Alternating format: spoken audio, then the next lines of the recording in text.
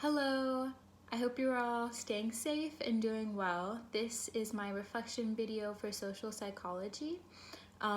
So one major takeaway that I gained from this course, I think, is just kind of the broad and general idea that all humans are interconnected. I think something that kept coming up for me as we were kind of going through the course is that, yes, there are so many differences and nuances between cultures and around the globe, but at the end of the day, there were similar phenomenon that kind of kept cropping up again and again. And so I think that just speaks to the idea that we're all, at the end of the day, we're all human and we all are connected and social in some way.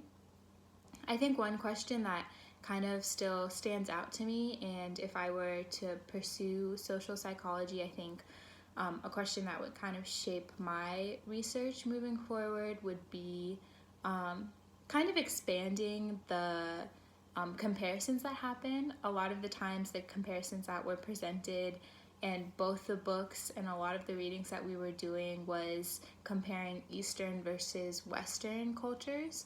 And there obviously is so many more than that. I think continuing to expand and talk about Latin American countries and kind of how the phenomenons play out in there, but also African countries was something that I kind of saw totally neglected in a lot of the reading that we did, and so I would like to continue to see the research expand to different cultures, because obviously different cultures have different values, and so it would be interesting to see how these kind of phenomenons play out in different cultures across the globe.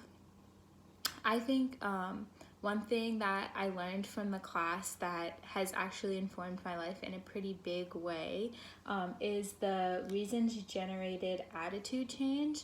And that basically just, it is a term in one of our books, and it speaks to this idea that there are reasons why people do things beyond just kind of the, I guess, things that you can say and things that you can write down in a pros and cons list. And so I am a senior and I've been making a lot of like big life choices, and I have just been coming back to this idea and reminding myself that pros and cons lists are helpful, but usually you're like, the term talks about that you kind of flip-flop back and forth. As you write the pros, and you're kind of like in the pros, but as you write the cons, you're with the cons.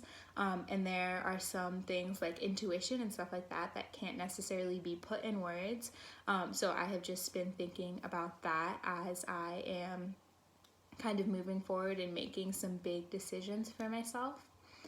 And then finally, what is the next step in my learning process? I would say I'm actually in kind of a discernment period about figuring that out. I'm moving into a fellowship, but obviously I am a senior in college, and education has been a big part of my life for all of my life.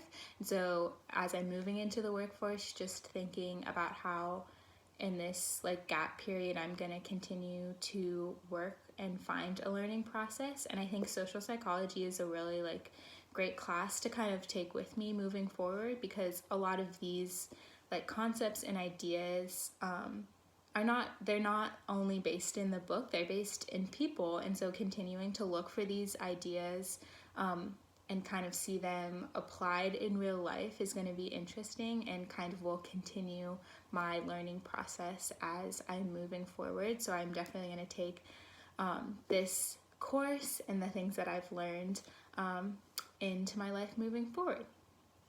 Thank you so much.